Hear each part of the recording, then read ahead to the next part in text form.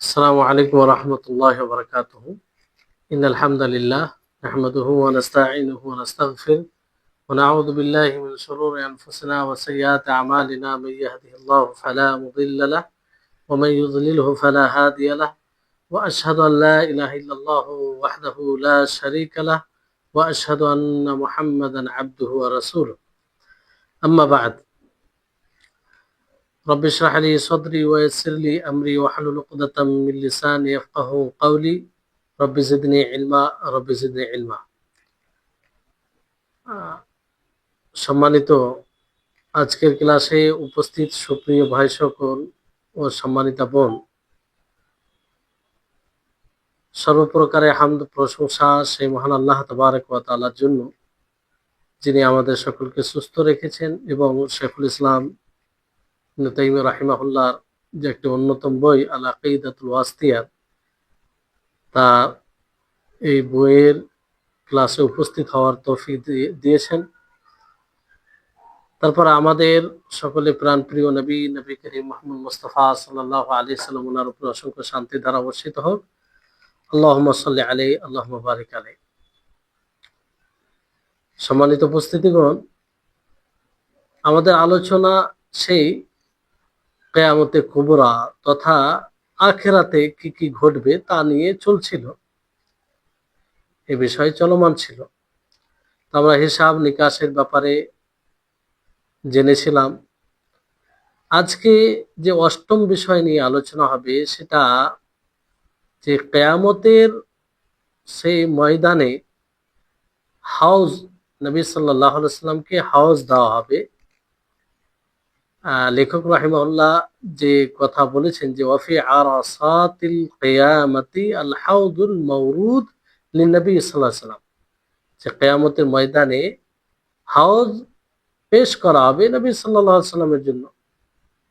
আরাসাত, এটা আরাসার বহু বচন, আর প্রশস্ত জায়গাকে বলা হয়। উদ্দেশ্য হচ্ছে যে সব জায়গায় কিয়ামতের দিন মানুষ দণ্ডমান হবে, থাকবে। তো এই হাউজ মানে হচ্ছে, মূল অর্থ হচ্ছে যে পানি বদ্ধ হওয়া জায়গা। উদ্দেশ্য নবী সাল্লাল্লাহু আলাইহি সাল্লামের হাউজ। আর হাউজের ব্যাপারে কয়েকভাবে কথা বলা যায়, আলোচনা করা যায়। তার মধ্যে একটা হচ্ছে যে হাউজ, যে এই হাউজ যেটা এখন বর্তমান আমাদের সামনে বিদ্যমান, নবী করিম মুহাম্মদ সাল্লাল্লাহু আলাইহি সাল্লাম থেকে প্রমাণ রয়েছে।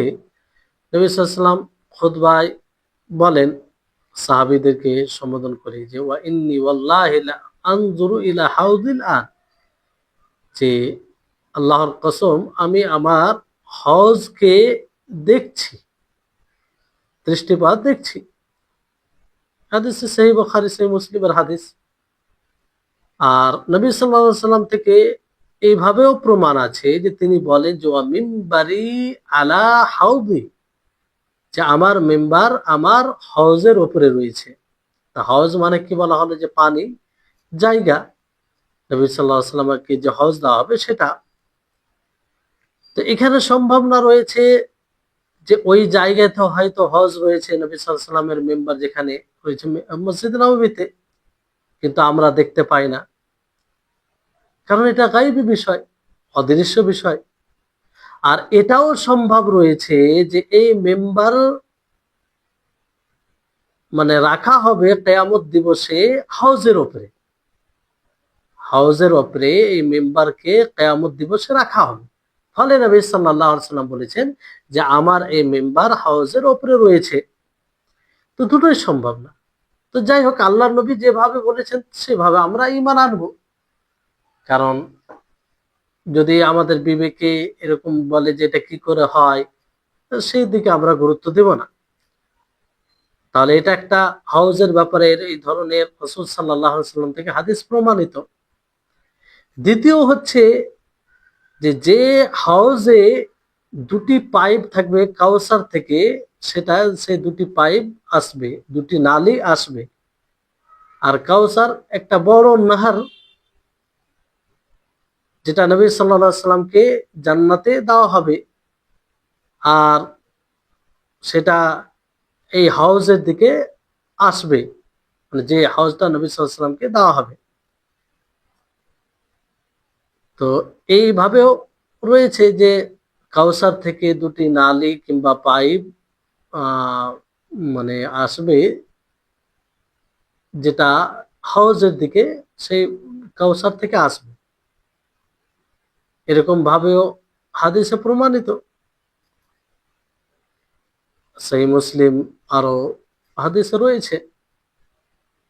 তৃতীয় বিষয় হচ্ছে যে এই হজ কখন হবে? হজ পুলসিরাত অতিক্রম করার পরে, পুলসিরাত অতিক্রম করার পরে, মানে পুলসিরাত অতিক্রম করার পূর্বে, মানে হাউজের যে সময়, যে সময় নবী সাল্লাল্লাহু আলাইহি সাল্লামকে হজ দেওয়া হবে, সেটা কোন সময় হবে? পুলসিরাতের আগে, মানে পুলসিরাত অতিক্রম করার পূর্বে। কারণ মানে তার আগে হাউজের, মানে এটা উপযুক্ত সময় নবী, কারণ ওই সময় মানুষ আহ, প্রয়োজন থাকবে পান করার কিয়ামত দিবসে। সেই সময় পুলসিরাত অতিক্রম করার পূর্বে মানুষ পান করা প্রয়োজন মনে করবে। ফলে এই হজ যে সময় দেওয়া হবে সেটা পুলসিরাত অতিক্রম করার পূর্বে।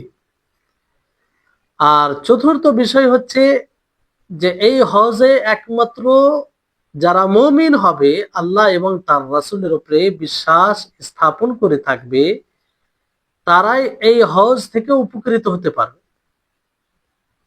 অর্থাৎ যারা রাসূল সাল্লাল্লাহু আলাইহি সাল্লামের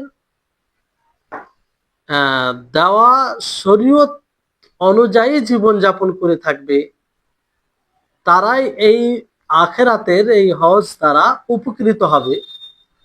যারা এই দুনিয়াতে শরীয়ত অনুযায়ী জীবনযাপন করবে না, রাসূল সাল্লাল্লাহু আলাইহি সাল্লামের অনুসরণ করবে না, তার আনুগত্য করবে না, তারা সেই আখেরাতকে যে হজ নবী সাল্লাল্লাহু আলাইহি সাল্লামকে দেওয়া হবে তা দ্বারা উপকৃত তার হতে পারবে না, তথা তারা সেই হজ থেকে পানি পান করতে পারবে না, আল্লাহ নবী তাদেরকে পানি পান করাবে না। এই জন্য সালাফগণ বলেন, ওলামাগণ, বিদ্বানগণ বলেন যে দুটি হজ রয়েছে, যে দুনিয়ার একটি হজ আর আখেরাতের একটি হজ। যে দুনিয়ার হজ থেকে নিজেকে উপকৃত করবে, নিজেকে সজ্জিত করবে, সেই হজ অনুযায়ী জীবন যাপন করবে, তথা কোরআন ও হাদিস, আল্লাহ তাবারক ওয়া তাআলা কিতাব কোরআন ও রাসূল সাল্লাল্লাহু আলাইহি সাল্লামের হাদিস, তার কথা কর্ম হাদিস, এই অনুযায়ী এই হজ দ্বারা যারা নিজেকে উপকৃত করবে দুনিয়াতে, তারা আখেরাতে যে হজ নবী সাল্লাল্লাহু আলাইহি সাল্লামকে দেওয়া হবে সে হজ দ্বারা তারা উপকৃত হবে। এই জন্য আপনারা শুনেছেন যে ওই হজ থেকে তাদেরকে বিতাড়িত করা হবে, ধিক্কার জানানো হবে যারা নিজ ইচ্ছাকৃত ভাবে ইবাদত করে থাকে, ইচ্ছা মতো নবী সাল্লাল্লাহু আলাইহি সাল্লামের পদ্ধতিকে উপেক্ষা করে নতুন নতুন পদ্ধতি তৈরি করে ইবাদত করে থাকে, তাদেরকে আল্লাহ নবী ধিক্কার জানাবে, তাদেরকে হজের পানি পান করাবেন না। তাহলে সে হজ দ্বারা তারাই উপকৃত হবে যারা মুমিন থাকবে, যারা এই দুনিয়াতে আল্লাহ তাবারক ওয়া তাআলার দ্বীন কে নিজের জীবনে বাস্তবায়ন করবে, আর সেটা নবী সাল্লাল্লাহু আলাইহি সাল্লামের পদ্ধতি অনুযায়ী, তার হাদিসকে সামনে রেখে। পঞ্চম বিষয় হচ্ছে যে সেই হজের পানি কেমন হবে, সেটাও হাদিসে এসেছে। লেখক রাহিমাহুল্লাহ বলেন যে সেই হজের পানি হবে দুধের চেয়ে সাদা। দুধের চেয়ে, যে দুধ আমরা দেখি সেটা সাদা, ধবধবে সাদা, তার চেয়ে সাদা থাকবে। আসাদ্দু বায়াদান মিনাল লাবান, যে দুধের চেয়ে সাদা, এটা রঙের দিক দিয়ে, কিন্তু স্বাদ সেটা সুস্বাদু হবে। হাদিসে বলা আছে ও আহলা মিনাল আসল, মধুর চেয়ে সুস্বাদু। কিন্তু মনে রাখবেন, পরকালে যেগুলো বিষয় বলা হয় পরকালের ব্যাপারে, সেটা জান্নাত হোক কিংবা আখেরাতের জীবনে, সে সেইগুলো সম্পর্কে যেগুলো দুনিয়ার নামের সাথে উদাহরণ দেওয়া হয়, কেবল নাম এটা বলা হয় মানুষ যাতে বুঝতে পারে। বাকি সে মানে এই দুধে মানে এখানকার মধু এর চেয়ে সুস্বাদু, মানে এই মধু যা আছে মানে তার চেয়ে অতি প্রিয়, তার চেয়ে সুস্বাদু হবে। আর সুগন্ধি কেমন হবে? মুস্কের সুগন্ধির চেয়ে বেশি মানে এর সুগন্ধ হবে, যেমন হাদিসে প্রমাণিত রয়েছে। তো এই হচ্ছে বিষয়। তাহলে পঞ্চম বিষয়, সেই হাউজের পানির রং কেমন হবে, সে হাউজের স্বাদ কেমন হবে পানির, তারপরে তার সুগন্ধি মানে তার গন্ধ, খুশবু কেমন হবে, সেটা এগুলো সবগুলোর উপরে ঈমান আনতে হবে, যেহেতু এগুলো হাদিসে প্রমাণিত। 6 নম্বর বিষয় হচ্ছে তার বাসন সম্পর্কে, যে যেটা হাদিসে এসেছে, লেখক রাহিমাহুল্লাহ তিনি বলছেন যে আনিয়াতুহু আদাদু নুজুমিস সামা, তার বাসন পত্র যা দ্বারা পানি পান করবে কিংবা সেখানে যেগুলো থাকবে, আসমানি আসমানের নক্ষত্রের সংখ্যা যেমন রয়েছে এতগুলো থাকবে, অসংখ্য অসংখ্য থাকবে। তো এইভাবে হাদিসে এসেছে আনিয়াতু কানুজুমিস সামা। আর এটা এরকম নয় যে আসমানে যতগুলো তারা নক্ষত্র রয়েছে অতগুলো থাকবে, না, ওই রকম ভাবে থাকবে অসংখ্য, যেমন তারা আমরা গুনতে পারি না। মানে কানুজুম ইসামা বলতে এটা সংখ্যাত হতে পারে, আর বিবরণও হতে পারে, যে আলোর মতো আলো দিবে এবং চমকাবে, যেমন তারা নক্ষত্র আমরা দেখি, হ্যাঁ, উজ্জ্বল মানে চমকানো, ওই রকম ভাবে মানে সেই বাসনপত্র, সেই পাত্রগুলো ওরকম হবে। সপ্তম বিষয় হচ্ছে যে এই হজের কিছু লক্ষণ, লেখক রাহিমাহুল্লাহ তিনি বলেন যে মাইয়াশরাবু মানে তার প্রভাব কি পড়বে, যারা এই হজের পানি পান করার সৌভাগ্য তা লাভ করবে। লেখক রাহিমাহুল্লাহ বলেন মাইয়াশরাবু মিনহু শুরবাতান, যে মানে কি পান করবে, পানি পান করবে, লা ইয়াদমাউ বাদাহা আবাদান, তারপরে সে পিপাসার্ত হবে না। তাহলে এমনকি পুল সেরাতের উপরেও, সেরাত যেটা অতিক্রম করবে তার উপরে ও পিপাসার্ত হবে না, এবং তারপরে হবে না। আখেরাতে জান্নাত জাহান্নামে যাওয়ার আগে সে পিপাসার্ত হবে না, সে পানির এটা বৈশিষ্ট্য বৈশিষ্ট্য এটা আল্লাহ তাবারক ওয়া তাআলার হিকমা, যে যে ব্যক্তি মানে শরীয়ত দ্বারা নিজেকে সজ্জিত সজ্জিত করবে, শরীয়ত থেকে উপকৃত থাকবে, সে দুনিয়াতেও সে ক্ষতিগ্রস্ত হবে না, এবং আখেরাতে আল্লাহ তাবারক ওয়া তাআলা তাকে এইভাবে সম্মানিত করবেন, নবীর হাত দ্বারা তাকে পানি পান করাবে।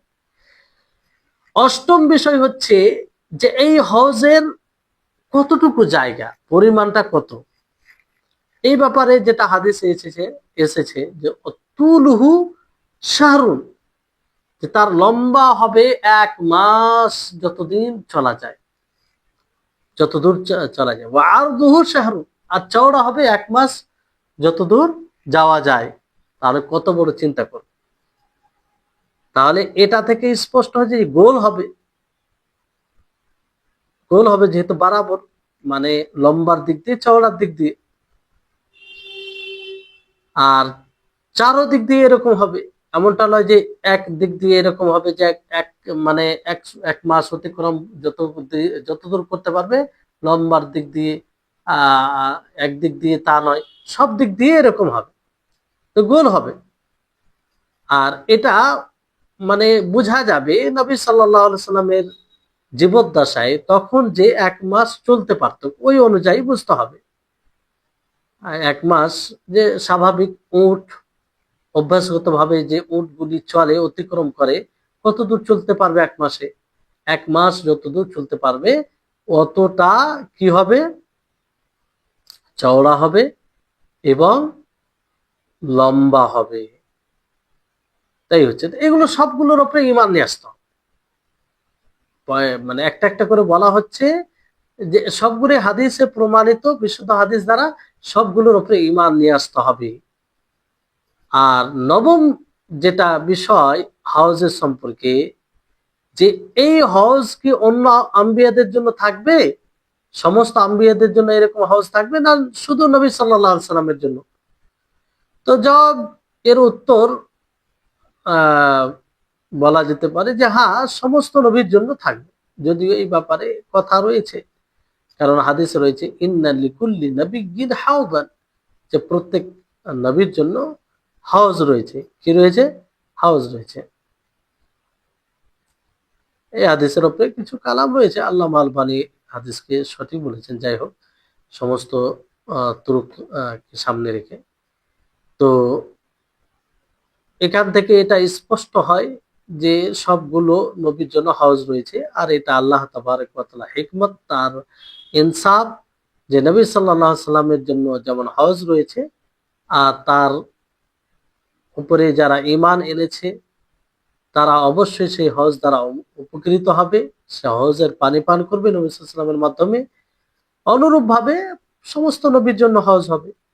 আর যারা সেই নবীগণের উপরে ঈমান এনেছে তারা সেই হজ থেকে উপকৃত হবে। কিন্তু নবী করিম মুহাম্মদ সাল্লাল্লাহু আলাইহি সাল্লামের হজ সবচেয়ে বড় হজ হবে। আহ আর সব দিক দিয়ে তার বিশেষত্ব থাকবে অন্য হজের তুলনায়। তো এই হচ্ছে বিষয়। তা আমরা যদি এইভাবে হাউজের ওপরে ঈমান নিয়ে আসি, তাহলে একটা তার প্রতি আগ্রহী হবে, আর সেইভাবে আমরা আমল করব। কারণ আপনাদেরকে বলা হলো মধ্যে একটি কথা, যে আমরা তখনই সেই হজ দ্বারা উপকৃত হতে পারবো, পানি পান করার সৌভাগ্যতা লাভ করতে পারবো, যখন আমরা নবী সাল্লাল্লাহু আলাইহি সাল্লামের ছেড়ে যাওয়া হজ যেটা দুনিয়াতে রয়েছে তা দ্বারা আমরা নিজেকে উপকৃত করব। সেটা কি? তার আদর্শ। হ্যাঁ, তিনি যে কোরআন ও হাদিসকে, হাদিস ছেড়ে গেছেন, কোরআন আল্লাহ তাআলা যেটা নাযিল করেছেন, যেটার ব্যাখ্যা বিশ্লেষণ নবী সাল্লাল্লাহু আলাইহি ওয়াসাল্লাম করেছেন, সেটা দ্বারা যখন আমরা উপকৃত হব, তখন কি হবে? আখিরাতের হজ দ্বারা, আখিরাতে যে হজ দেওয়া হবে সেটা দ্বারা উপকৃত হবে। এবার চিন্তা করুন যে ওই সময় পিপাসার্ত, সকলেই অস্থির, মানে খুব জটিল অবস্থা হবে, খুব জটিল অবস্থা। ওই মুহূর্তে পানির প্রয়োজন পড়বে, প্রবল পানির প্রয়োজন পড়বে। সেই সময় যদি আপনি সেই হাউজের পানি পান করা, তাও ফের আমাদের সৈয়দুল আম্বিয়া, তার মাধ্যমে, কত বড় খুশির বিষয় হবে, আনন্দের বিষয় হবে। জটিলতা দূর কিভাবে হবে, কি একটা শান্তি অনুভব করবে। কিন্তু যারা এই হাউজ থেকে বঞ্চিত হবে, একবার চিন্তা করুন কি অবস্থা হবে। সেখান থেকে একটা সংকেত যে আগামী যেগুলো অবস্থা রয়েছে সেটাও বড় ভয়াবহ, সে বুঝতে পারবে। তো আমরা সকলেই চেষ্টা করব যাতে নবী সাল্লাল্লাহু আলাইহি সাল্লামের যে এই হজ যেটা দেওয়া হবে সেটা দ্বারা আমরা উপকৃত হতে পারি। আর তার জন্য আমরা দুনিয়াতে শরিয়া অনুযায়ী তার নবী সাল্লাল্লাহু আলাইহি সাল্লাম যে দিন ছেড়ে গেছেন সেই দিন অনুযায়ী চলতে পারি। তো এই হচ্ছে বিষয়। তারপরে 9 নম্বর বিষয় হচ্ছে যে কিয়ামত দিবসে সিরাত। সিরাত, পুল সিরাত যাকে আমরা বলি, লেখক রাহিমাহুল্লাহ তিনি বলেন যে অস-সিরাতু মানসুবুন আলা মাতনি জাহান্নাম ওয়া হুয়াল জিসরুল্লাযী বাইনাল জান্নাহ ওয়ান নার। যে সিরাত রাস্তা, তরিক, যেটা জাহান্নামের উপরে থাকবে। আর সেটা এমন সেতু হবে যেটা জান্নাত ও জাহান্নামের মাঝে হবে, জান্নাত ও জাহান্নামের মাঝে হবে।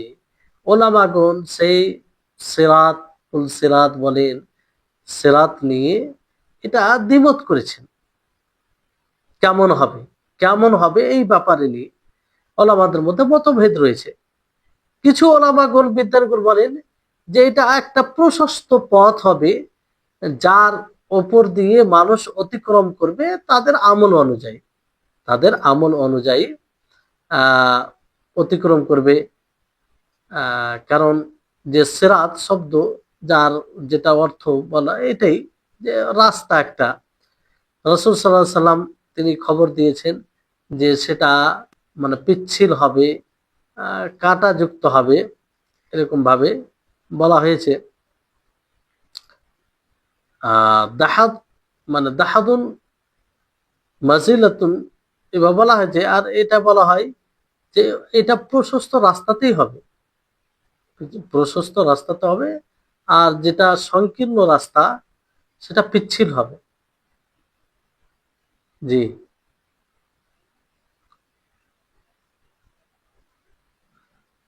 আহ যাই হোক, প্রশস্ত রাস্তা হবে। আর কিছু ওলামাগণ এটা বলেছেন যে একদম সরু রাস্তা হবে, একদম সরু রাস্তা হবে। আবু সাঈদ খুদরি রাদিয়াল্লাহু তাআলা আনহুর হাদিসে এইভাবে এসেছে, যে ইমাম মুসলিম রিওয়ায়াত করেছেন যে আন্নাহু আদাক্কু মিনাশ শাআর, যে সেটা চুলের চেয়েও সরু হবে। ওয়া আহাদ্দু মিনাস সাইফ, তলোয়ারের চেয়ে ধারালো হবে। আল্লাহুল মুস্তাআন। এই হবে পুলসিরাত, যে চুলের চেয়ে সরু হবে আর তলোয়ারের চেয়ে ধারালো হবে। তো এর উপরে প্রশ্ন স্বাভাবিকভাবে চলে আসে যে তার উপর থেকে ফের অতিক্রম করা কেমন করে সম্ভব হবে? চুলের চেয়ে সরু আর তালোয়ারের চেয়ে ধারালো, কিভাবে পার হতে পারবে? তো আমরা এক কথায় এর পূর্বেও বলা হয়েছে যে আখিরাতের বিষয়কে আমরা দুনিয়ার বিষয়ের উপরে অনুমান করতে পারি না। যেমন দুনিয়াতে চুলের থেকে সরু যদি হয় আর তালোয়ারের চেয়ে ধারালো হয়, তাহলে কি দুনিয়াতে এটা অতিক্রম করা সম্ভব, পার হওয়া সম্ভব নয়। আর এই জন্য এই দুনিয়াতে সম্ভব নয়, আমাদের সামনে যেটা হচ্ছে সেটাকে দেখে সম্ভব নয় আসলে। এই জন্য কি আমরা আখেরাতে বলবো যে আখেরাতেও সম্ভব নয়? না, আখেরাতের বিষয় আখেরাতের, সেটাকে আমরা দুনিয়ার কোনো জিনিসের উপরে অনুমান করতে পারি না। আল্লাহ তাআলা প্রত্যেকটা জিনিসের উপরে কাদির, তিনি শক্তিশালী। হ্যাঁ, আমরা জানি না যে কিভাবে মানুষ অতিক্রম করবে, কিভাবে মানুষ এই রাস্তায় একত্রিত হবে, হ্যাঁ, সবাই মানে কিভাবে অতিক্রম করবে, আমরা এটা জানি না। কিংবা এই রাস্তায় কি সবাই একসাথে পার হবে না এক এক করে পার হবে, এটাও আমরা জানি না। তো এক কথায় যেভাবে এসেছে হাদিসে আমরা ঈমান আনবো। দুনিয়ার কোনো জিনিসের উপরে কাজ করতে পারি না। দুনিয়াতে চুলের থেকে সরু যদি হয় আর পাথর থেকে তালোয়ার থেকে ধারালো হয়, পার হওয়া সম্ভব নয়। এই জন্য আমরা আখেরাতের বিষয়ে এটা বলতে পারি না যে এটা সম্ভব নয়। না, আল্লাহ তাআলা কাদির, সেই সময় আল্লাহ তাআলা ওই রকম এটা সম্ভব করবেন। আল্লাহর কাছে কোনো জিনিস অসম্ভব নয়। অসম্ভব বলতে আল্লাহর কাছে কিছু নেই। তো এই হচ্ছে বিষয়। মানুষ দুটোর মধ্যে একটা, যাই হোক, মানে দুই দিকেই কথা আম, রয়েছে। তো আমরা এক কথাই যেভাবে হাদিস এসেছে তার উপরে ঈমান নিয়ে আসবো। তারপরে লেখক রাহিমাহুল্লাহর কথা যে মানসুবুন আলা মাতনি জাহান্নাম, অর্থাৎ জাহান্নামের ওপরে, জাহান্নামের ওপরে এই হবে সিরাত। হাদিসে বলা হয়েছে, কিংবা লেখক রাহিমাহুল্লাহ বলেন যে ইয়ামুরু আলাইহিন নাস আলা কদরি আমালিহি, যে তার উপরে মানুষ নিজের আমল অনুযায়ী অতিক্রম করবে, পার হবে। ফামিনহুম মাই ইয়ামুরু কালামহিল বাসার, তাদের মানুষের মধ্যে কিছু মানুষ চোখের পলকের মতো পার হয়ে যাবে। চোখের পলক যেমন কতক্ষণ লাগে, এইরকম ভাবে পার হয়ে যাবে। ওয়ামিনহুম মান ইয়ামুররু কাল বারক, আর মানুষের মধ্যে কিছু মানুষ বিজলি কারেন্টের মতো পার হবে। ওয়ামিনহুম মান ইয়ামুররু কার রিহ, আর কিছু মানুষ হাওয়ার মতো পার হবে, হাওয়া। আর ওয়ামিনহুম মান ইয়ামুররু কাল ফারাসিল জাওয়াদ, আর কিছু মানুষ অতি দ্রুত যে ঘোড়া চলে সেই ঘোড়ার মতো পার হবে। অমিনহুম মান ইয়ামুররু কারিকাবিল ইবিল, আর কিছু মানুষ উটের সওয়ারির মতো চলবে, উট যেমন ভাবে চলে সেই মতো অতিক্রম করবে। অমিনহুম মান ইয়াদু আদওয়ান, আর কেউ দৌড়ে দৌড়ে পার করবে, দৌড়ে দৌড়ে পার হয়ে যাবে। অমিনহুম মান ইয়ামশি মাসিয়ান, আর মানে কিছু লোক হেঁটে হেঁটে পার হবে। অমিনহুম মান ইয়াজহাফু জাহফান, আর কিছু মানুষ হামাগুড়ি দিয়ে পার হবে। আর এইভাবে কিছু মানুষ পার হবে, জাহান্নামে পড়বে। আর এটা এমন মানে সেতু থাকবে যার উপরে হোক থাকবে, হোক বিশিষ্ট। মানুষ তার আমল অনুযায়ী হোকে আটকে যাবে। হাদিসে অন্য আছে যে কোনোভাবে কেউ পার হবে, আহত হয়ে কেউ পার হবে, কেউ পার হতে পারবে না। তো মানুষ পার হবে, মানুষ পার হবে তো মুমিনরা পার হয়ে যাবে, মুমিনরা পার হয়ে যাবে। আর কাফেররা পার হতে পারবে না, জাহান্নামে পড়ে যাবে তারা। আমল অনুযায়ী, যে এই জন্য বলা হয়েছে আমল অনুযায়ী, যার যেরকম আমল থাকবে। কারো আমল খুবই ভালো থাকবে তো চোখের পলকের মতো, কেউ কারেন্টের মতো, আহ কেউ মানে কারেন্টের মতো, কেউ হাওয়ার মতো। আর হাওয়াটাও দ্রুত চলে, হাওয়া বলতে যে হাওয়াটা চলে সেটা উদ্দেশ্য। আর মানে যেটা স্বাভাবিক এতে জানা যায় যে হাওয়া যেটা চলে 1 ঘন্টায় মোটামুটি 140 মিল, 140 মিল অনেকটা, 1 ঘন্টা। আর ঘোড়ার মতো কেউ পার হবে, কেউ উটের সওয়ারির মতো পার হবে, কেউ আবার দৌড়ে পার হবে, কেউ হেঁটে পার হবে, কেউ হামাগুড়িতে পার হবে, কেউ বসে বসে কোনোভাবে পার হবে। তো কেউ মানে প্রত্যেকেই পার হবে। মুমিন যারা হবে তাদের এই অবস্থা হবে, মুমিনদের এই অবস্থা যে এইভাবে কোনোভাবে পার হবে। আর এটা মানুষের মানে ইচ্ছা ছাড়াই হবে, মানে ইচ্ছা ছাড়াই হবে। কারণ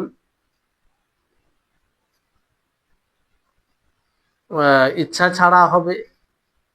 আর কারণ তার আমল অনুযায়ী এটা পার করতে পারবে, আমল অনুযায়ী পার করতে পারবে। সেটা শরীয়তকে পার্থিব জীবনে কিভাবে বাস্তবায়ন করেছে সেই অনুযায়ী পার হবে। তো যার যে দুনিয়াতে ভালোভাবে শরীয়তকে বাস্তবায়ন করেছে, আল্লাহ তাআলা কবুল করেছেন, সে অতি দ্রুত পার হবে। আর কেউ তার কেউ কম আস্তে আস্তে পার হবে, কেউ ধীমে ধীমে পার হবে। তো এইভাবে পার হবে।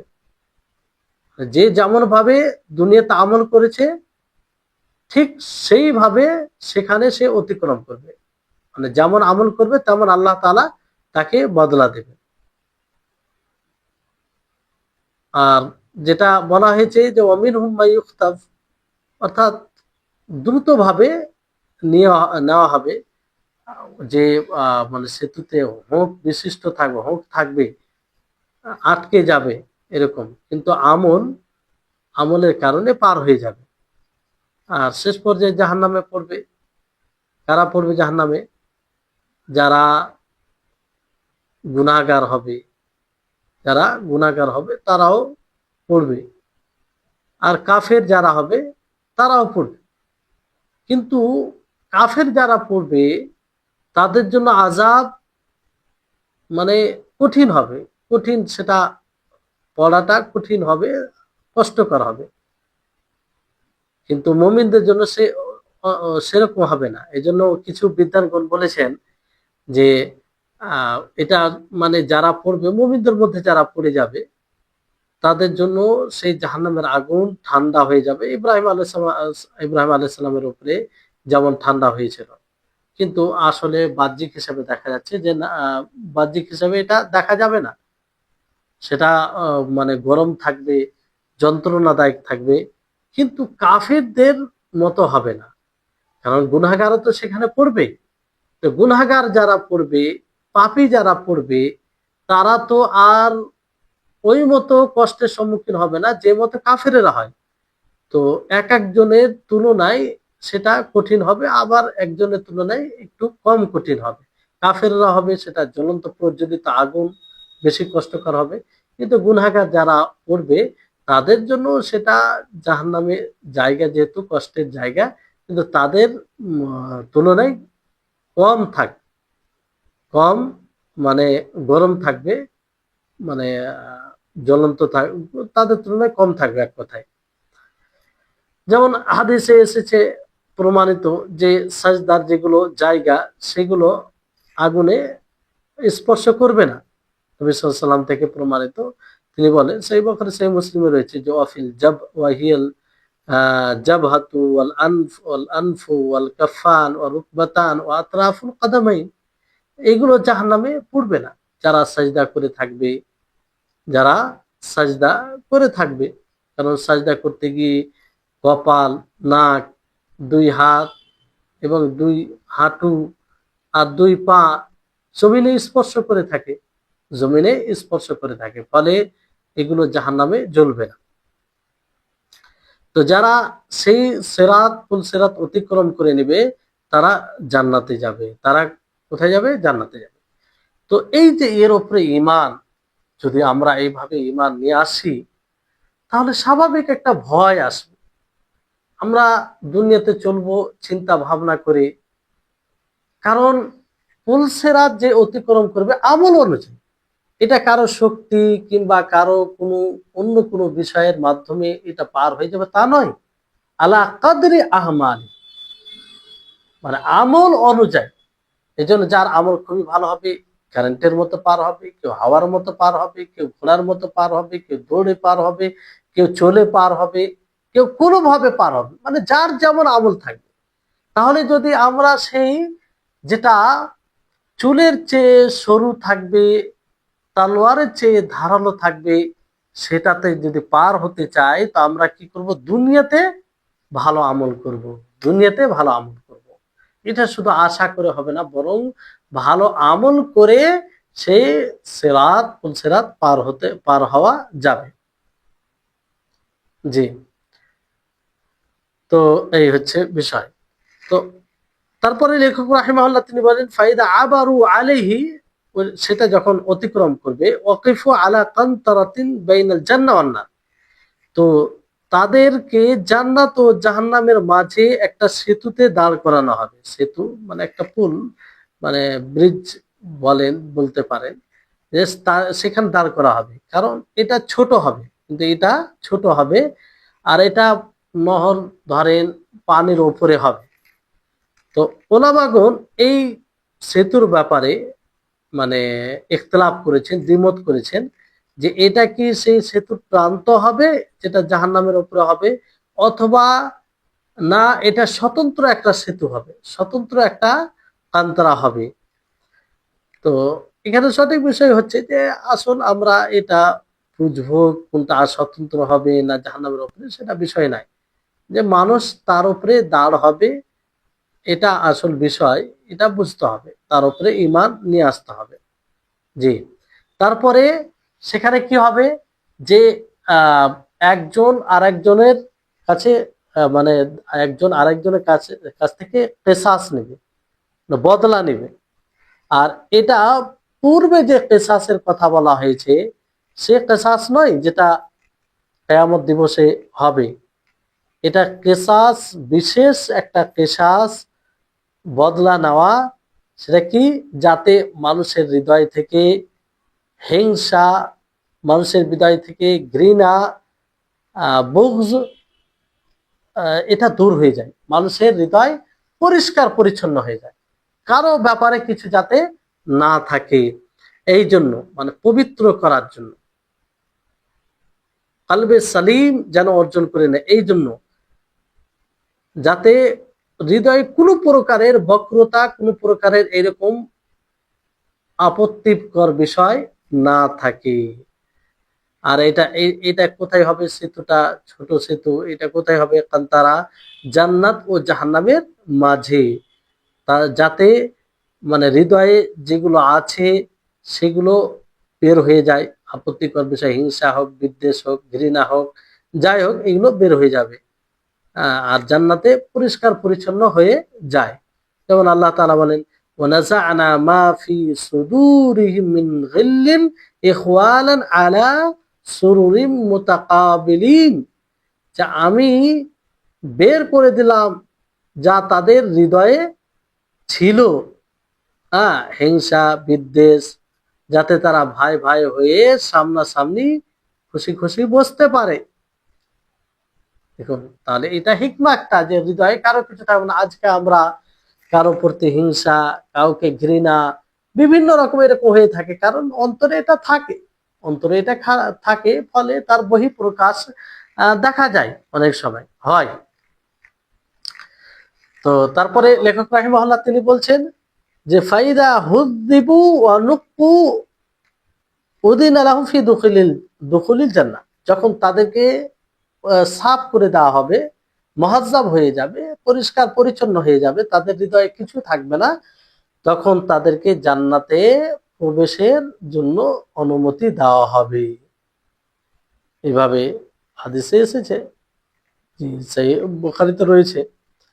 তো যখন তারা মুহাজ্জাব বলতে একদম ঠিকঠাক হয়ে যাবে, হৃদয়ে কিছু থাকবে না, আহ মানে হৃদয়ে যে শত্রুতা থাকে, ঘৃণা থাকে, তা থেকে একদম হৃদয়কে পরিষ্কার পরিচ্ছন্ন করবে, তো আল্লাহ তাআলা তখন তাদেরকে জান্নাতে প্রবেশ হওয়ার অনুমতি দিবেন। আর যখন জান্নাতে যাওয়ার অনুমতি পাবে, তখন সেখানে কিন্তু দরজা উন্মুক্ত পাবে না। জান্নাতে যাওয়ার অনুমতি তো পাবে, কিন্তু দরজা লাগা থাকবে, দরজা উন্মুক্ত থাকবে না। তখন নবী সাল্লাল্লাহু আলাইহি ওয়াসাল্লাম আল্লাহর কাছে সুপারিশ করবেন তাদের জন্য, জান্নাতের দরজা খোলার দিক দিয়ে আল্লাহ নবী কি করবেন? সুপারিশ করবেন, যেটা শাফাতের আলোচনায় আসবে। তো এই হচ্ছে বিষয়। তো সিরাত পার করার পরে আরেকটি কান্তারা থাকবে, যেখানে আল্লাহ তাবারক ওয়া তাআলা পরিষ্কার পরিচ্ছন্ন করে দিবে, যাতে জান্নাতে যাওয়ার পূর্বে কোনো প্রকারের হৃদয়ে ঘৃণা, হিংসা, বিদ্বেষ, শত্রুতা, এগুলো কিছুই না থাকে, এগুলো কিছুই না থাকে, আর জান্নাতে একদম পরিষ্কার পরিচ্ছন্ন হয়ে যায়। তারপরে 10 নম্বর বিষয় হচ্ছে যে জান্নাতে প্রবেশ করা। জান্নাতে প্রবেশ করবে, লেখক রাহিমাহুল্লাহ তিনি কি বলেন, ওয়া আউয়ালু মান ইস্তাফতিহু বাবাল জান্নাহ মুহাম্মদ সাল্লাল্লাহু আলাইহি ওয়াসাল্লাম, সর্বপ্রথম যিনি জান্নাতের দরজা খুলতে বলবেন, খোলা চাইবেন, তিনি কে? মুহাম্মদ সাল্লাল্লাহু আলাইহি ওয়াসাল্লাম। এর দলিল কি? নবী সাল্লাল্লাহু আলাইহি ওয়াসাল্লাম বলেন যে আনা আউয়ালু শাফিঈন ফিল জান্নাহ, আমি সর্বপ্রথম সুপারিশকারী হব জান্নাতে। অন্য শব্দতে এইভাবে আছে যে আনা আউয়ালু মান ইয়াকরাউ বাবাল জান্নাহ, যে मैं पहला हूंगा, মানে আমি সর্বপ্রথম জান্নাতের দরজাতে আওয়াজ দেব, আমি সর্বপ্রথম জান্নাতে দরজায় আওয়াজ দেব। তো এই হচ্ছে বিষয়। তারপরে অন্য শব্দে এইভাবে আছে যে আতি বাবাল জান্নাহ ইয়াউমাল কিয়ামা ফাআস্তাফতিহু ফায়াকুলুল খাজিন মান আনতা ফাআকুলু মুহাম্মদ ফায়াকুলু বিকা উমিরতু লা আফতাহু লি আহাদিম মিন ক্বাবলিকা, যে আল্লাহ নবী বলে যে আমি জান্নাতের দরজায় আসবো, নিকটে আসবো কিয়ামত দিবসে, আর আমি জান্নাতের দরজা খুলতে বলবো, তো খাজিন, দায়িত্ব যে ফারিস্তা থাকবে, সে বলবে মান আনতা, আপনি কে? তো নবী সাল্লাল্লাহু আলাইহি ওয়াসাল্লাম তিনি বলছে যে আমি বলবো মুহাম্মদ, আমি মুহাম্মদ। ফায়াকুল, তখন সে ফারিস্তা বলবে যে বেকা মৃত্যু, আমাকে আদিষ্ট করা হয়েছে যে আপনার মাধ্যমে এই জান্নাতের দরজা খোলা হবে, আপনার পূর্বে কারো জন্য আমি জান্নাতের দরজা খুলবো না। তাহলে এইখান থেকে বোঝা যাচ্ছে যে সর্বপ্রথম যিনি জান্নাতের দরজা আহ, খোলার আবেদন করবেন, সুপারিশ করবেন, সেটা কে? তিনি কে? তিনি হচ্ছেন নবী মুহাম্মদ সাল্লাল্লাহু আলাইহি ওয়াসাল্লাম। তো তারপরে এখানে যে রাসূল সাল্লাল্লাহু আলাইহি ওয়াসাল্লামের কথা, ফাআস্তাফতিহু, মানে কি? যে আমি জান্নাতের দরজা খোলার কথা বলবো, চাইবো। তো এটা আল্লাহ তাবারক ওয়া তাআলার বিশেষ নিয়ামত মুহাম্মদ সাল্লাল্লাহু আলাইহি সাল্লামের উপরে, যে অন্য কোন নবী যাবে না, অন্য নবীকে এই বিশেষত্ব দেয়নি, শুধু মুহাম্মদ সাল্লাল্লাহু আলাইহি সাল্লাম। তো প্রথম যে সাফাত নবী সাল্লাল্লাহু আলাইহি সাল্লাম কিয়ামতের মাঠে করবেন, সেটা কিসের জন্য? কষ্টকে দূর করার জন্য, চিন্তাকে দূর করার জন্য। টেনশন, অনেক রকম চিন্তিত থাকবে, কি হবে, হিসাব কেনা হয় নাই, মানে এরকম ভাবে, এরকম বিষয় অবস্থা থাকবে। তো এই থেকে দূর করার জন্য আল্লাহ নবী কি করবেন? সুপারিশ করবেন, যেটা প্রথম সাফাত বলা হয়। আর দ্বিতীয় সাফাত হচ্ছে যে খুশি, আনন্দ অর্জন করার জন্য, যেটা মখলুকের জন্য সুপারিশ হবে। সেটা মখলুকের জন্য বলতে আহ মানে কোনো জিনিস, কোনো ক্ষতি যেটা রয়েছে সেটা দূরীভূত করার জন্য, কিংবা যেটা উপকার রয়েছে সেটাকে অর্জন করার জন্য সুপারিশ, জি, করবেন নবী সাল্লাল্লাহু আলাইহি ওয়াসাল্লাম। তো কেউ জান্নাতে যেতে পারবে না, কেউ জান্নাতে যেতে পারবে না নবী সাল্লাল্লাহু আলাইহি ওয়াসাল্লামের সুপারিশের পূর্বে। নবী সাল্লাল্লাহু আলাইহি ওয়াসাল্লামের সুপারিশের পরেই জান্নাতে যাবে, মানে আল্লাহ নবী সুপারিশ করবেন তারপর। আর এটা সুন্নাহ দ্বারা প্রমাণিত। আল্লাহ তাবারক ওয়া তাআলা বলেন, হাত্তা ইদা জাউহা ওয়া ফুতিহাত আবওয়াবুহা, এমনকি যারা যখন তারা আসবে, তো তাদের জন্য দরওয়াজা কি করে দেওয়া হবে? উন্মুক্ত করে দেওয়া হবে, খুলে দেওয়া হবে। হাত্তা ইদা জাউহা ফুতিহাত। আর এখানে ইশারা এইদিকে, যে ফাতার পূর্বে, মানে খোলার পূর্বে আর কি, খোলার পূর্বে। আর সাফাত, এটা জাহান্নামীদের জন্য, যেমন তাদের ব্যাপারে হাত্তা ইদা জাউহা ফুতিহাত আবওয়াবুহা, যে এমনকি তারা তাদের কাছে আসবে, তাদের জন্য দরজা উন্মুক্ত করে দেওয়া হবে। জি, কারণ এটা জাহান্নামের ক্ষেত্র, দরজা খুলে দেওয়া হবে, কারণ সেটা তারা তাদের উপযুক্ত হবে, সেটার উপযুক্ত তারা হবে, মানে যারা নাফরমানি হবে, গুনাহগার হবে, তাদের ব্যাপারে এটা বিষয়।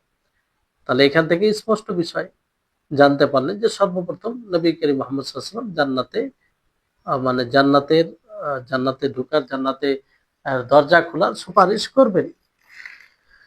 তারপরে যে বিষয়টি লেখক রাহিমাহুল্লাহ বলেছেন, ওই ওর মধ্যেই, যে ওয়া আউয়ালু মা ইয়াদখুলুল জান্নাহ মিনাল উমাম উম্মাতাহু, যে সর্বপ্রথম যারা জান্নাতে প্রবেশ করবে উম্মতের মধ্যে, কার উম্মত? মুহাম্মদ সাল্লাল্লাহু আলাইহি ওয়াসাল্লাম। কি সৌভাগ্যের বিষয়, কি সৌভাগ্য আমাদের, যে আমরা মুহাম্মদ সাল্লাল্লাহু আলাইহি ওয়াসাল্লামের উম্মত হতে পেরেছি। কিন্তু বড় দুর্ভাগ্যের বিষয়, এই নিয়ামতকে আমরা মূল্যায়ন করি না, এই নিয়ামতকে আমরা উপলব্ধি করি না, একটুও ভাবি না যে আল্লাহ তাবারক ওয়া তাআলা বেশ কিছু নিয়ামত এই উম্মতকে দান করেছেন, যা পূর্বের উম্মতকে দেননি। যেমন তার মধ্যে এটা একটা, যে সর্বপ্রথম নবী সাল্লাল্লাহু আলাইহি ওয়াসাল্লাম জান্নাতে যাবেন, জান্নাতের দরজা খোলার আবেদন করবেন, সুপারিশ করবেন। আর সর্বপ্রথম উম্মতের মধ্যে জান্নাতে কারা যাবেন? এই উম্মতে মুহাম্মাদিয়া, উম্মতের মধ্যে। তাহলে কত সৌভাগ্যের বিষয় এটা, এর উপরে ঈমান আনতে হবে, এটা প্রমাণিত। যেমন হাদিসে, সেই মুসলিমের হাদিসে রয়েছে, আবু হুরায়রা রাদিয়াল্লাহু তাআলা আনহু তিনি বর্ণনা করেন, যে তিনি বলেন, রাসূল সাল্লাল্লাহু আলাইহি ওয়াসাল্লাম বলেন, নাহনুল আখারুন আল আউয়ালুনা ইয়াউমাল কিয়ামা, যে আমরা আহ, শেষ এবং প্রথম কিয়ামত দিবসে, ওয়া নাহনু আউয়ালু মানে আমরা দুনিয়াতে কি, আহ কেয়ামত কেয়ামত দিবসে আমরা প্রথম থাকব, প্রথম সারিতে সব বিষয়ে, সব বিষয়ে বলতে পারো ভালো বিষয়। আর দুনিয়ার ক্ষেত্রে আমরা পিছনে, মানে সমস্ত নবীর পরে মুহাম্মদ সাল্লাল্লাহু আলাইহি ওয়াসাল্লাম এসেছেন এবং তার উম্মত এসেছেন। দুনিয়ার ক্ষেত্রে পিছিয়ে, কিন্তু আখেরাতের বিষয়ে এগিয়ে থাকবে, এগিয়ে থাকবে। জি। তারপর আল্লাহ নবী বলেন যে আমি সর্বপ্রথম, মানে নাহানু আউয়ালু মান ইয়াদখুলুল জান্নাহ, যে আমরা সর্বপ্রথম কে জান্নাতে প্রবেশ করবে? রাসূল সাল্লাল্লাহু আলাইহি ওয়াসাল্লাম। নাহানুল আখারুনা সাবিকুনা ইয়াউমাল কিয়ামা, যে আমরা তৃতীয় যারা সাবিক হবে, অগ্রগামী হবে কিয়ামত দিবসে। তো এই হচ্ছে বিষয়। এজন্য লেখক রাহিমাহুল্লাহ তিনি বলেনি যে আবওয়াবুল জান্নাহ, জান্নাতের দরজা সমূহ, কিন্তু জান্নাতের দরজা সমূহ ৮টি রয়েছে, এটা প্রসিদ্ধ, সকলেই জানে। যেমন আল্লাহ তাআলা বলেন হাত্তা ইদা জাউহা ওয়া ফুতিহাত আবওয়াবুহা, এমনকি তারা এখানে আসবে তাদের জন্য দরজা উন্মুক্ত করে দেওয়া হবে। নবী সাল্লাল্লাহু আলাইহি ওয়াসাল্লাম যেমন বলেন যে কেউ যদি উযু করে ভালোভাবে, ইসবাগুল উযু, পরিপূর্ণতার সাথে উযু করে, আর তাশাহুদ পড়ে, তাহলে কি হবে? তাশাহুদ বলতে দোয়া, তারপরে তো তার জন্য জান্নাতের ৮টি দরজা খুলে দেওয়া হবে। তাকে বলা হয় তুমি যে যে দরজা দিয়ে ইচ্ছে তোমার প্রবেশ করো, প্রবেশ করো, এতে কোনো, যে দরজা দিয়ে চাও। এই যে ৮টি দরজা আমলের দিক দিয়ে, যেন প্রত্যেক দরজায় থাকবে, ফেরেশতা থাকবে। যেমন সালাত যারা পড়ে থাকবে, তো সালাতের দরজা দিয়ে তাদেরকে ডাকা হবে। যারা সাদকা করে থাকবে তাদেরকে সাদকার দরজা দিয়ে ডাকা হবে। যারা জেহাদ, আল্লাহর পথে সংগ্রাম করে থাকবে তাদেরকে সেই দরজা দিয়ে ডাকা হবে। যারা সিয়াম রাখবে তাদেরকে সেই দরজা দিয়ে, রাইয়ান নামক দরজা দিয়ে ডাকা হবে। তো আমরা আমল করলে, এবার ধরুন যারা আমলই করেনি, কোনো আমলই নেই, তাদেরকে আবার কি করে ডাকবে? তারা বঞ্চিত থাকবে। তো আল্লাহ তাবারক ওয়া তাআলা কিছু লোককে মানে তৌফিক দিবেন সৎ আমলের জন্য। মানে কিছু লোককে আল্লাহ তাআলা তৌফিক দিবেন সৎ আমলের জন্য, সব রকম সৎ আমল করে থাকবে, সব রকম। ফলে তাদেরকে সমস্ত দরজা থেকে ডাক দেওয়া হবে, সমস্ত দরজা থেকে ডাক দেওয়া হবে। যেমন সেই বুখারী, সেই মুসলিমে রয়েছে, আবু হুরায়রা রাদিয়াল্লাহু তাআলা আনহু থেকে বর্ণিত, তিনি বলেন নবী সাল্লাল্লাহু আলাইহি ওয়াসাল্লাম বলেছেন মান, যে ব্যক্তি খরচ করবে আল্লাহর পথে, জি, তাকে ডাক দেওয়া হবে, তাকে জান্নাতের দরজা থেকে ডাক দেওয়া হবে, জান্নাতের যতগুলো দরজা রয়েছে সবগুলো থেকে। আর আবু বকর রাদিয়াল্লাহু তাআলা আনহু তিনি একবার জিজ্ঞাসা করেন নবী সাল্লাল্লাহু আলাইহি ওয়াসাল্লামকে যে বিআবি আনতা ওয়া উম্মি, যে আমার বাপ, আমার বাপ মা আপনার উপরে কুরবান হোক হে আল্লাহর রাসূল, মা আলা মান দুইয়া মিন তিলকাল আবওয়াব মিন যারুরা, সমস্ত দরজা থেকে ডাক দিবে এমন কি কেউ নেই? এমন কি কেউ আছে যাকে সমস্ত দরজা থেকে ডাক দেওয়া হবে? জান্নাতে ৮টি দরজা আছে, ৮টি গেট আছে, তো ৮টি গেট থেকে ডাক দেওয়া হবে। সে কে? তখন তিনি বলেন ওয়া আরজু আন তাকুনা মিনহুম, যে আমি আশা করি তুমি তাদের মধ্যে হবে। মানে আবু বকর রাদিয়াল্লাহু তাআলা আনহুকে বলতে চাইলেন যে তুমি তুমি এমন এক ব্যক্তি হবে যে জান্নাতের ৮টি দরজা দিয়ে ডাকা হবে তোমাকে। সালাতের দরজা, সিয়ামের দরজা, সাদকা দরজা, জিহাদের দরজা, সব রকম। তাহলে আবু বকর, এখান থেকে আবু বকর রাদিয়াল্লাহু তাআলা আনহুর ফজিলত প্রমাণ হচ্ছে যে তিনি সব রকম আমলে এগিয়েছিলেন, ফলে সমস্ত দরজা থেকে ডাকা হবে। তারপরে যে দরজাগুলো আমল হিসেবে হবে, যেটা স্বাভাবিক বোঝা যাচ্ছে, যে যেমনটা আমল করবে তেমনটা হবে। এবার ধরেন কেউ কেউ তো এরকম আছে যে সব রকম আমল, যেমন একজন ব্যক্তি রোজাও রাখে, সালাতও আদায় করে, যাকাতও দেয়, সাদকাও করে, আরো বিভিন্ন সব রকম আমল করে। তো তাকে, মানে প্রায় মানুষ তো সবগুলো আমল করে থাকে, তো সবগুলো দরজা থেকে কি তার ডাক হবে? না। আসলে যে যেটা বেশি ইবাদত করে, যেমন সবগুলো করে ঠিক আছে, কিন্তু তার মধ্যে বেশি কোনটা ইবাদত করে, কেউ যদি সালাত নিয়ে বেশি সক্রিয় হয় তো সালাতের বাদ থেকে ডাকা হবে। কেউ যদি সিয়াম নিয়ে বেশি সক্রিয় হয় তাহলে সেটা সেই দরজা থেকে ডাকা হবে। আসল বিষয় এটা যে যেই হচ্ছে, আসল বিষয় কি, যে যেটা যে আমল করবে সেই ভিত্তিতে তাকে ডাকা হবে। জি। এবার ধরেন এমন প্রচলিত জায়গায় পৌঁছে গেছে, যেমন আবু বকর রাদিয়াল্লাহু তাআলা আনহু, তার ব্যাপারে আল্লাহ নবী কি বললেন, যে আমি আশা করছি তুমি তাদের অন্তর্ভুক্ত হবে, মানে তোমাকে সমস্ত দরজা থেকে ডাকা হবে, ডাকা হবে। জি। তো এই হচ্ছে বিষয়। তা আপনারা আশা করি বুঝতে পেরেছেন। আহ যদি কোনো বিষয় অস্পষ্ট থাকে অবশ্যই জিজ্ঞাসা করবেন ক্লাস শেষ হওয়ার পরে। তো এখান থেকে আজকে ইতি করছি, ইনশাআল্লাহ ফের আগামী ক্লাসে আলোচনা হবে সাফাত নিয়ে। আহ ওটাও গুরুত্বপূর্ণ, এগুলো সবগুলোই গুরুত্বপূর্ণ আলোচনা। এইরকম ভাবে যদি আমরা ধারণা রাখি, তার সাথে সাথে বিশ্বাস রাখি, তো অবশ্যই আমাদের পার্থিব জীবনে পরিবর্তন আসবে। আমরা খুব সংযত হয়ে চলবো, কারণ আমরা বিশ্বাসী কোরআন হাদিসে। তো কোরআন হাদিসে যেমন আমরা হাউজের ব্যাপারে শুনলাম, তো হাউজ দ্বারা তখনই আমরা উপকৃত হতে পারবো যখন আমরা কি করব, দুনিয়ার হাউজ মানে কোরআন হাদিস অনুযায়ী চলে থাকবো। তো অনুরূপ ভাবে তারপরে আমরা শুনলাম যে জান্নাতে কি যাবে, জান্নাতে কাদের জন্য আল্লাহ নবী সুপারিশ করবেন। তো এগুলো সবগুলো উপরে আমরা ঈমান নিয়ে আসবো। আল্লাহ তাআলা যেন আমাদের সকলকে তৌফিক দান করে। জি। আসসালামু আলাইকুম ওয়া রাহমাতুল্লাহি ওয়া বারাকাতুহু।